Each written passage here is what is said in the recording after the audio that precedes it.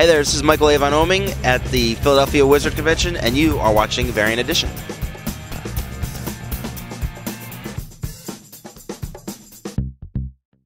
Hi, I'm Mike, and welcome to Variant Edition, your first weekly video podcast about comics and comic culture. This episode gets us back on schedule as we've been running a little bit behind here at Variant Edition. Not to worry, though, it's all for the good, because you see, we've been planning some bigger and better events for you, the viewers at home. In case you haven't noticed by now, Rick is missing in action. Rick is being held hostage by Neil Vokes, and Neil Vokes refuses to give him back until we show his interview from Wizard World Philly. This, of course, is our wrap-up episode of Wizard World Philly, and you guys can see the amazing interview that the amazing Mr. Neil Vokes did, in fact, give us. Speaking of Neil Vokes, if you have time this August 12th, 10 to 4, and you're in the New Jersey area, you may as well stop down at the Mid-Jersey Comic Con down at Bordentown. It has artists such as Oming, Neil Vokes, and Rob Riley. Also, later on the show, we have a special treat for you at the very end, so please stay tuned and look forward to it. Also this week, I'm doing reviews on Annihilation, number 1, Martian Manhunter, number 1, and New X-Men, number 29. Nick also takes a look at Wormwood Gentleman Corpse, number 1, and Done to Death. Now here's Nick with the news. Hi, I'm Nick, and this is the news for the week of August 9th, 2006. Wizard World Chicago was held this past weekend. Most publishers used the San Diego Con to release their really big news, but there was still some news to be had in Chicago. Top Cow reiterated some of its plans. There are currently plans for 2 Witchblade feature films, tentatively in 2008 and 2009. The rumored Wanted film, based on the comic by Mark Millar and J.G. Jones, will be produced at Universal, and Nightwatch director Timur Bekmambetov is attached to direct. Also expect to see the Witchblade anime released in the States in April 2007. Although, I'm sure savvy fans have already seen it. And expect Wonderkin, Seth Green's freshman, to return for their sophomore effort in September. 2 years ago, Marvel announced a lineup of exclusive artists that they referred to as their Young Guns, artists to be on the watch for, who have in fact since then become superstars. This year they continued the tradition with the announcement of 6 new Young Guns, about to set the Marvel art world on fire. The list includes Billy Tan, Clayton Crane, Simon Bianchi, Pascal Ferry, Ariel Olividi, and Lionel Yu. All the artists are either on a high-profile project or about to start one, and while not all of the artists are newbies, they are all in a defining stage of their career. In the further big Marvel news, Michael Turner will be teaming up with Jeff Loeb on an Ultimate Wolverine miniseries. The mini will detail Ultimate Wolverine's origin, and fans may be surprised to find out how different he may be to the regular Marvel Universe. Expect the mini sometime next year. So Marvel has announced a new Ultimate Wolverine miniseries. What about the Ultimate Hulk Wolverine mini that is currently stuck on issue 2? According to Joe Quesada, writer Damon Lindelof is finishing up the remaining issues and will soon be able to hand them over to Lionel Yu to complete. In a weird announcement, Tom Brevoort and Quesada announced the return of the No Prize. For those unfamiliar, Marvel in the past awarded the empty envelope of creatively explaining possible mistakes in Marvel Comics. The No Prize will now be an empty email and be awarded by Brevoort for service to Marvel, whatever that may mean. And expect some new what-if stories including Avengers Disassembled and Spider-Man The Other. DC elaborated on its San Diego announcement of forthcoming direct-to-DVD animated movies and said that of those announced, New Frontier will be the first out of the gate. Also expect to see Darwin Cook's Batman Spirit series sometime this winter. In Vertigo news, Peter Gross and Brian Wood have signed 2-year exclusive contracts. It's unknown how flexible Wood's contract may be, as he has had a few non-Vertigo series, local and supermarket. But expect something called Northlanders, a book about Vikings in his future. Wildstorm starts its Worldstorm reboot soon, but fans shouldn't expect everything to change. Fans should see it more as a soft reset. Guess everyone will have to buy the books to watch what changes. Clever. In movie news, the sequel to Batman Begins will be called The Dark Knight, and feature Heath Ledger as the Joker. Shooting is scheduled to begin early next year. There are also rumors that Philip Seymour Hoffman has been offered the role of the Penguin. The Hellboy sequel now has a home. Orphaned after the demise of Revolution Pictures, Hellboy 2 will be financed and distributed by Universal Pictures with a targeted release in 2008. According to Variety, Perlman returns as the title character, and Selma Blair also returns as his love interest in a script by Guillermo del Toro. And another week or so has gone by, so it must be time to announce another movie based on a comic. This time it's The Leading Man, based on the new comic by B. Claymore and Jeremy Hawn, published by Oni. Again, Universal will produce. And finally, the Sam Loeb charity auction at this year's Wizard World managed to raise $72,000, selling the original artwork from Superman Batman number 26. The money raised will go to the Sam Loeb College Scholarship Fund, which will present a $10,000 award to one student each year from Sam's high school. Fans will remember that Superman Batman number 26 was planned to be an issue written by Sam, the son of writer Jeff Loeb, but before finishing it, he lost his 3-year battle with cancer. As a tribute to Sam, 26 of the biggest names in comics came together and finished the issue. All donated their payment for the sold-out issue to the fund, and now after the auction, the fund has raised over $100,000, in excess of the amount that Loeb originally hoped for. So that's it for the news. I'll see you later in the episode with some reviews, but let me share with you a memento of my San Diego trip where I got to meet comic legend Stan Lee.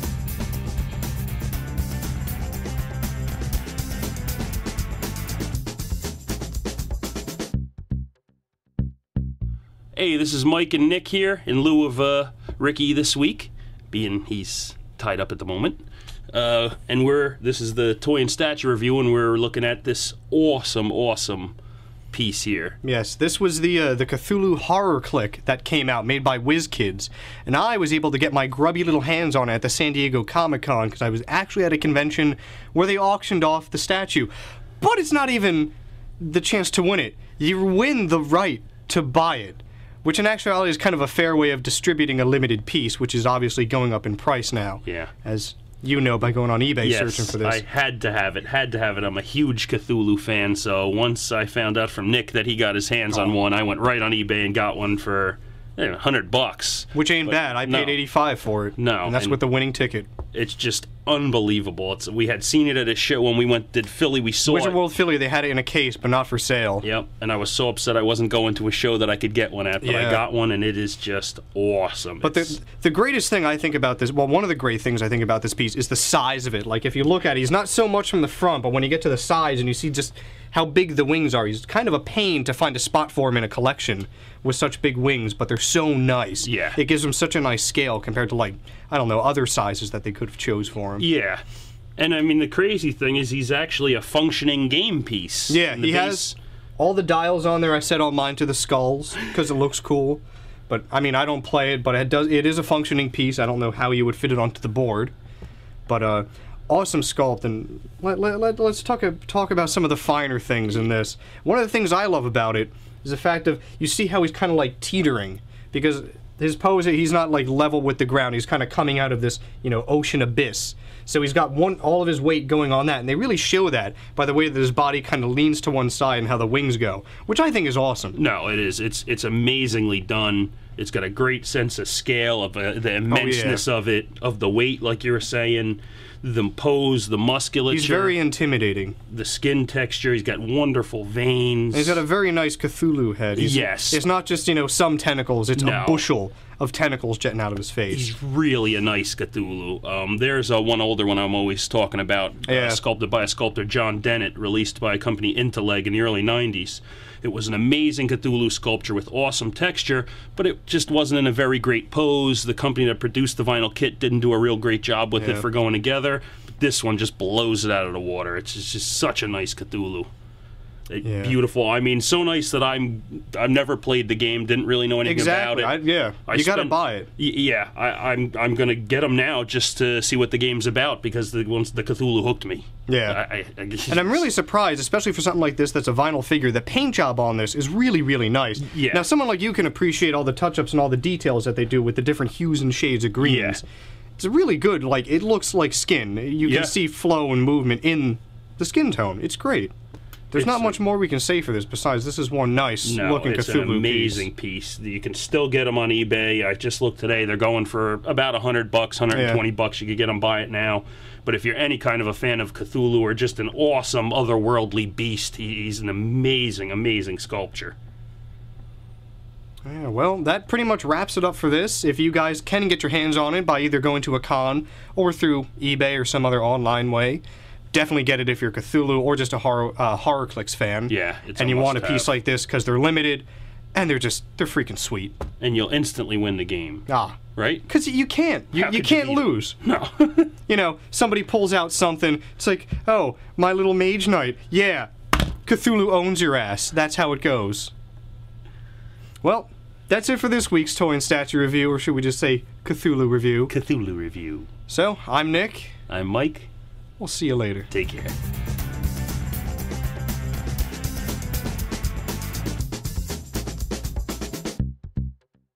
All right, we got yet another cool artist in our Sally. And tell us a little bit about your book. Okay, Killer of Demons is going to be a mini-series that we are self-publishing the first issue. Chris Yost, the writer, he works on New X-Men and has done some X-23 work and a lot of animation stuff also. He's a really great writer. The basic premise is that Dave can see the demons in the world around him. He's been blessed by God, or cursed, depending on how you look at it. He thinks it's a curse. And he has been sent a cherub to be his kind of the equivalent of Rocky Balboa's manager. This kind of chain-smoking, alcoholic little cherub guy who goads him into murdering what could possibly be perfectly innocent people. No one else can see the little guy, so maybe he's completely insane. The first miniseries takes him through convincing himself he's insane and having himself committed, realizing that everyone that works in the insane asylum is themselves demons, and breaking out. And in the third and final issue of the first story arc, he is going out to do the job he was actually picked for, to be the hatchet man of God, which is taking out the advertising company that he works for, because everybody in advertising is obviously just a little bit evil. The humor and the tone is a lot like Shaun of the Dead, sort of. He uses whatever's at hand, shotguns, Uzis, shovels, you know, whatever he can find. Whatever I can think of that will make a big mess on the page is what we use. ScottWegener.com is my online portfolio, and in the link section is a link to the KillerDemons.com website. And you can get all the info there, and you can drop us a line if you want info on when it's coming out. We can give you updates and tell you how to get it. All right, so we got another artist at Artist Alley. This is my first published work. I'm doing all the interior artwork, inks and pencils, and Billy Tucci is writing it. It's out right now by Norwayne Publishing. Pick it up at your local comic book shop. If they don't have it, tell them to get it. Alright, so Martian Manhunter #1. From the pages of the Brave New World comes this amazing new Martian Manhunter story. Now, a lot of this has to do with Martian Manhunter 1 not being John Johns anymore and, you know, gliding around in his humanoid sort of form shapeshifter that he is. Instead, he's opting to go for his full-on Martian look. This, of course, worries people, and even though everyone should know that the Martian Manhunter is indeed part of the old JLA and was once one of the, highest-ranking powered members of the JLA, no one trusts him anymore because he's walking out with that huge cone head thing going on. The only other thing you really need to know about this comic is that John Johns is not the last Martian on the face of the planet. Turns out there's many more Martians on the face of this planet that are being held hostage in the depths of this underground facility where they're testing things, and they've got, Martians that aren't coming back yet, and they're alive, but they're not fully using their powers. It's just a really odd sort of concept. And of course, the Martian Manhunter is quite pissed about this.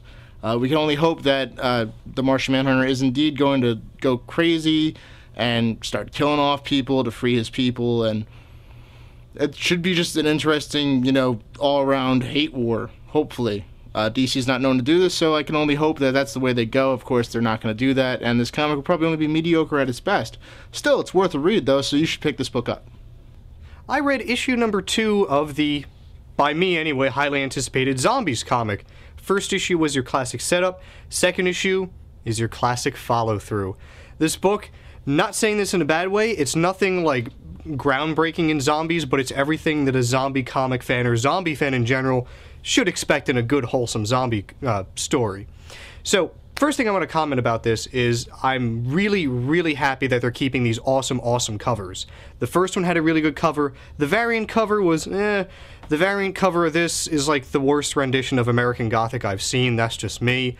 But the regular cover, awesome. You have another 2-page, the front cover and the back cover open up. It makes one big panoramic shot of all these zombies kind of going through a mist. Looks awesome. Keep up the good work with those covers. So, story goes on as we left the the first story. Our characters are left stranded in the middle of nowhere. Bus breaks down. These convicts are on a, chain gang, I guess that's what you would call it. They're not digging or nothing, but they're all connected. So they go to a house, and it turns out that zombies have spread out into this house as well. A little girl zombie attacks somebody who's in the chain gang, and it's great because you got these guys trying to struggle and get away from somebody who's just become a zombie, but you can't. It's a great little situation. You get the head guy, I don't really recall his name, but he was like the man in charge of this mission of transporting these prisoners. He gets attacked by a zombie, becomes a zombie, only to hear the warnings of one of the convicts going, "Oh, you've never seen this in movies, he's going to become one of them." Kind of cliche, but a great story. Awesome gore. The artwork on the inside is good, complementary artwork to the covers. Does not disappoint a zombie fan. I'm looking forward to issue 3. So new X-Men number 29. Nimrod, going crazy. Nimrod's back and activated. The new X-Men are panicking because they've been left behind at the mansion while the X-Men left them at home. Emma Frost isn't around, and Cyclops is out playing and tracking down the 198, as we all know. This, of course, leads to a very interesting problem when Forge sends out a distress call. Into Surge's gauntlets, Forge kind of sends this brief little photo frame stop image holographic picture of what's going on. It's him standing in front of Nimrod with Nimrod's hand like this. So of course we can only assume that Nimrod's going to kill him if he doesn't fix him. Of course, Forge doesn't have the tools or the necessary futuristic technology to fix Nimrod. So his genius sort of response to this is, I'm going to put you into a new body. To at first, it's like, oh, I see what they're going to do. Forge is going to put him into a new body, and then the new X-Men are going to show up and stop the new body before it becomes all-powerful Nimrod 2.0, basically. But no, because Nimrod runs you through all the facts, it turns out that he's going to get reactivated in 27 seconds. The new X-Men are going to get here in 24 seconds. And on top of that, or minutes, sorry, not seconds, but minutes. And then on top of that, he tells you when he's going to kill each and every one of them in the minutes. So it's kind of a, I hope they're not really going to do that, because that was probably the worst way to end a comic series ever. But since I like this comic series, I don't think they're going to do that. Pick up this book and keep on it, because it's kind of like number 1 of the Nimrod story. So yeah, pick it up, and it's worth a read. I read issue 1 of Wormwood this week, and it was great. All we got so far was the issue 0, the kind of tease issue into Wormwood. Now it's going more into the story. Set you up before with just the basic kind of character that Wormwood the Gentleman Corpse would be, and he's everything you could expect him. Charming, decaying, got a maggot in his eye hole that talks complete sentences for him. You can't go wrong. This story, starting off and obviously going into a grander scale as things like these normally do. Small little monster outbreak. Really, really nice Lovecraftian creature in this book, by the way. Has a nice kind of Giger alien, but yet, Cthulhu with tentacles coming out of the mouth kind of head. Awesome design, awesome gore. It comes out the belly of some woman. Beautifully done by Templesmith. Gotta compliment him on this story because it's out there. It's, in my opinion, very unique, very original, but taking, somewhat newer twist on older kind of styles. I'm loving it. It's going to go into more next issues, which we can all expect to see more of these creatures, these awesome, awesome Cthulhu-looking things, and just seeing how, Wormwood and all of his other, partners at the bar that he goes to are going to be taking these things down. It's an awesome kind of Cal McDonald situation, and I'm looking forward to it. I'm pretty sure all you Templesmith fans are as well. Also this week, we've got a very interesting comic, something that I said I was going to avoid like the Black Plague. Well, I took a look at it anyway. Annihilation number 1. Interesting, a little dialogue heavy, and I think the writers and artists of this book need to realize that a picture is indeed worth 1,000 words. And you don't have to say, oh, the Kree are all dying, when you have a picture of the Kree all dying. You don't have to say, oh, the Skrulls are gone, when you just showed that the Skrull homeworld has been obliterated. It's pointless to restate something that so obviously happened in a picture. It doesn't make any sense. Other than that, this book I haven't been reading all the lead-ins, so I can only tell you what I know, and all I know is about what's going on in this comic, because this is the only comic that I've read in, months, as far as Annihilation goes. Nova's still around, Drax the Destroyer's still around, Ronan's around, they're all on one side. You've got the Heralds of Galactus fighting for, with Nova taking down the Annihilation Wave, and no one apparently till this issue, I should say, that Annihilus is in charge of the Annihilation Wave. how dumb could you be? You know, it's the Annihilation wave. Who else do we know in the cosmic powers that be, other than a nihilist, who would call it that? I don't know. Anyway, the Queen gets captured by Nova, and a big thing that happens is that Thanos somehow meets these things called the Kiln and brings them back to life, and they kill Galactus. You heard me. They kill Galactus. I didn't think this was at all possible. Apparently, I was wrong. Even though, you know, years ago when the Fantastic Four almost defeated Galactus, they realized, whoa, wait, you can't kill Galactus because you need to have Galactus in order for the universe to live on. And it was a big, you know, yin and yang. They have to live peacefully together, even though this one destroys everything and these want to create everything. But yeah, so they kill Galactus. I'm going to stop reading this comic now because they killed Galactus. That's it. You can pick up this book if you want to, but they kill Galactus. Don't buy it. A few weeks ago, I finally made a trip with Ricky, who's not here now. You heard the Neil Vokes situation. We went to Midtown Comics in New York. My first time there. I know it's a sin that it's been so long for me going there. Finally went, and I picked up something that I've been looking for since my high school days. Creature Tech by Doug Tenable. This book is amazing. There's nothing to it other than a simple story. It's your classic good versus evil, guy getting the girl, things going wrong, redeeming yourself, finding faith. It's not only a beautiful piece of artwork, because his style is amazing, despite the fact that he only does black and white with inks. No pens, no computers, it's just brush strokes. But what he can do with these is amazing. And what he can do with his words is even better in this story. It's not just beautiful art, but it has a lot of soul to it. There's a lot of in-depth conversation here about faith in God, and just pretty much faith in oneself. And it's got everything in it from a laboratory owned by the government where you have to enter by going through, as Mr. Swisstack has quoted, the Venus Man Trap, which I'm a fan of now, and I'm pretty sure if you've ever read the story, you'll be calling it that too. But it's got things such as that, giant space eels, Hellcat demons. It's got it all, and it goes from good to bad to insane situations that you don't even know how our characters will overcome it, but you know that in the end, all is right in the balance. This book, I'm not going to go into the story, just going to go into the fact that it's such a moving book, and you'll be very surprised with the response you'll get from it if you do read it. I know not many of you do. I'm pretty sure that some of you are familiar with, you know, Earthworm Jim, which is Tenable's, I guess you can say, claim to fame of what he's done. But this is such a nice, I don't know, I guess you can call it a personal piece of his. But I recommend it to anybody who's into a nice, outlandish kind of, I guess you can call it a romantic story, not in the sense of love or romance, but just, well, not romance, but it's a good read. It's wholesome entertainment, beautiful art, very well done. So we're in Artist Alley with Neil Vokes, illustrator who most recently has put out The Wicked West, but has done work for pretty much all the major publishers, right? Yeah, until he fired me, yeah. So what's the most recent thing that you're working on right now? Well, that would be the Wicked West 2.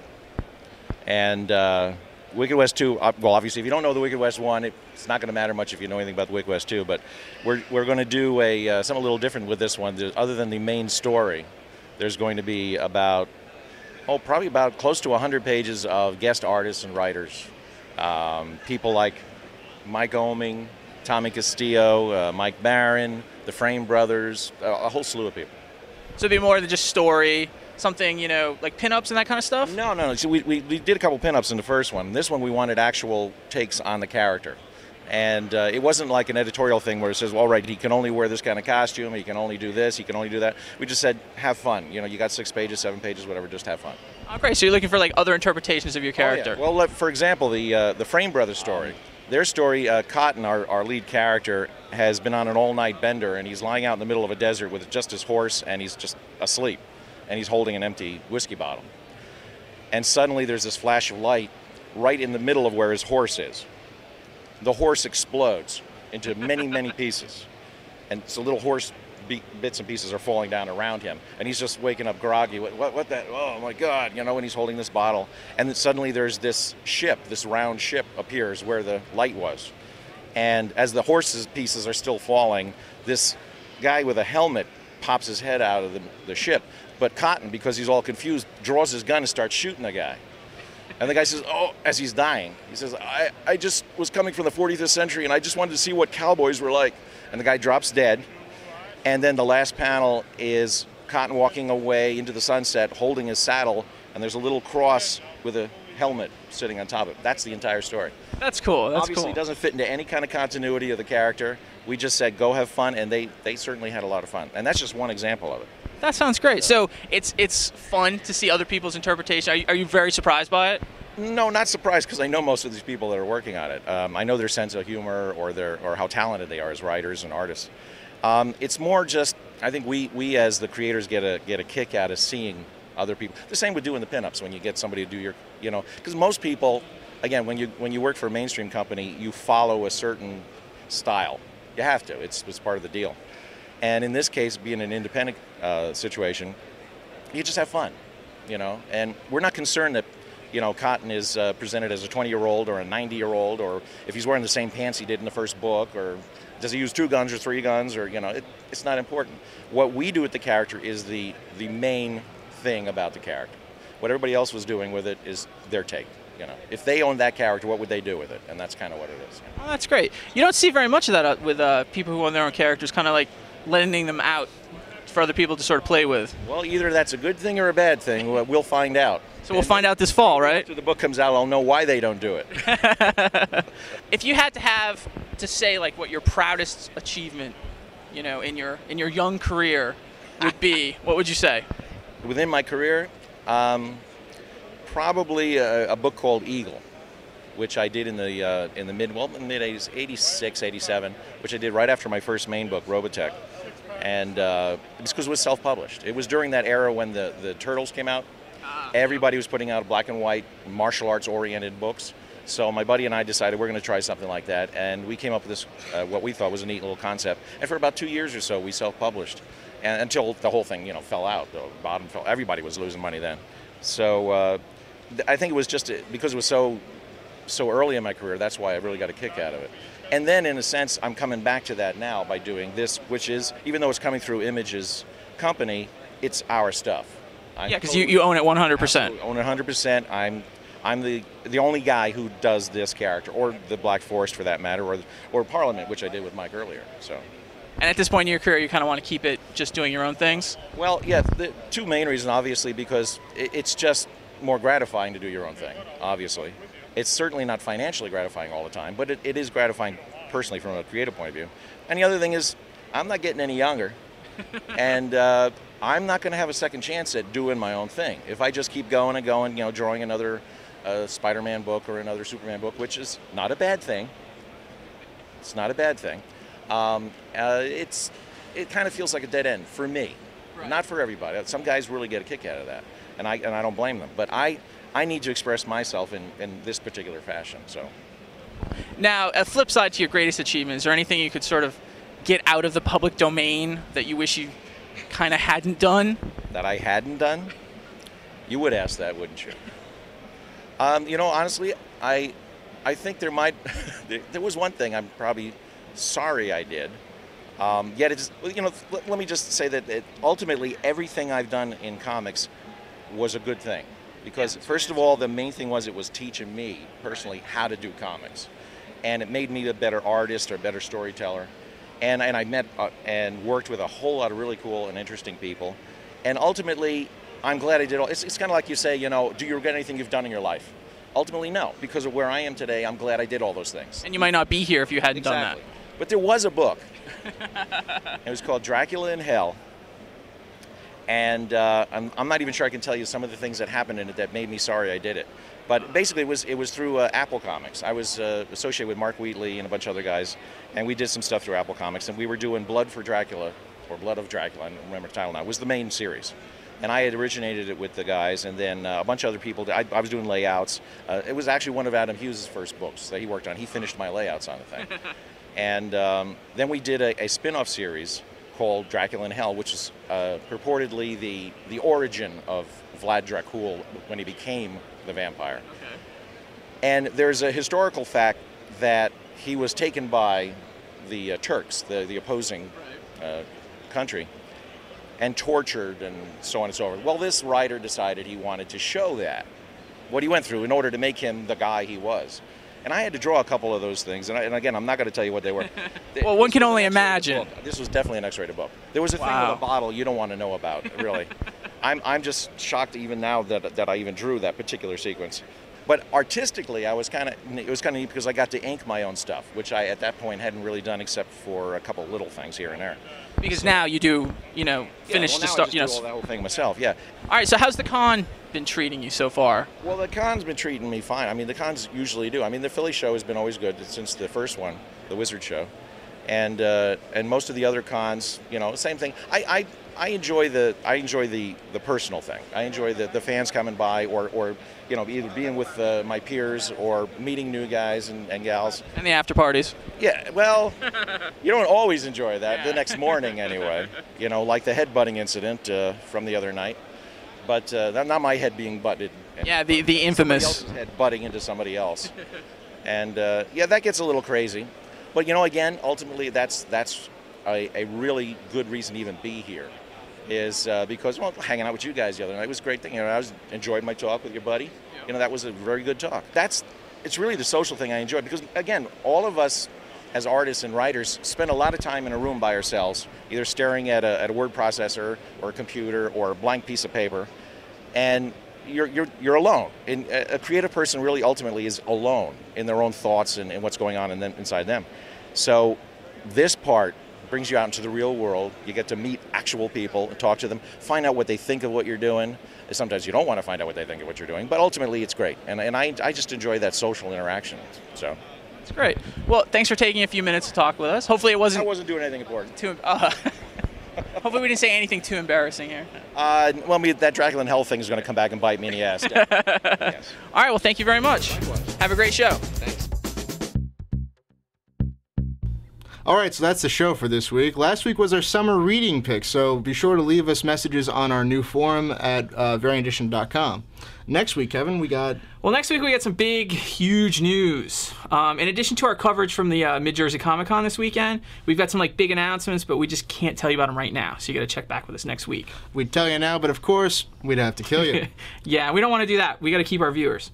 So you're going to have to wait a week to find out. Oh, and we've been getting a lot of viewer mail lately. So next week we're going to have some viewer mail, stuff from our comments, Viewer mail from all over the world, from our friends down in Australia and Brazil and even England, because countries where they can't even barely speak English decide to watch us. And how do they watch us? I have no idea. Don't know. We're not subtitled at all. So. Exactly. But we're global. We're worldwide. And that's a good thing. Yeah. So lots of exciting things coming up. Yep. And I'd say, for people who've been watching us, you really haven't seen anything yet. And the new guys coming in, you're going to really see what we're capable of coming up. So before we end the show today, we've got a very special trailer for you. It's the Hellboy animated movie, Sword of Storms. It looks great, and it's going to premiere on Cartoon Network. Yep, it's going to premiere in October, and then it's going to be on direct-to-DVD. They're going to do 2 movies, because they've got 2 movies planned so far, and they were nice enough to send us the copy of the trailer. We're going to have a lot more news, a lot more stuff coming down in the future about this. So that's enough of us talking, and now onwards with this wonderful trailer of Hellboy Sword of Storms.